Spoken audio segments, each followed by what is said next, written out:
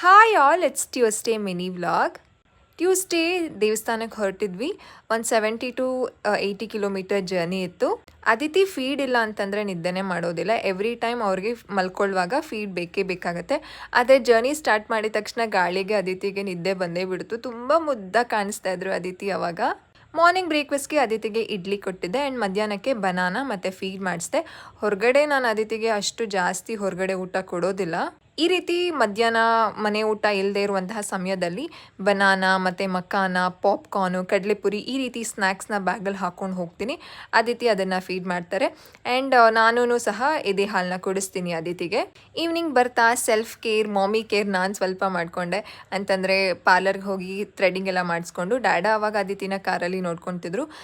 ಬಂದು ಡ್ಯಾಡಾ ಜೊತೆ ಎಲ್ಲ ಟೈಮ್ ಸ್ಪೆಂಡ್ ಮಾಡಿ ಗುಡ್ ಕ್ವಾಲಿಟಿ ಟೈಮ್ನ ಸ್ಪೆಂಡ್ ಮಾಡಿದ್ರು ಅದಿತಿ. ನೈಟ್ ಊಟಕ್ಕೆ ಅದಿತಿಗೆ ಮುದ್ದೆ ಕೊಟ್ಟಿದ್ದೆ. See you in the next vlog.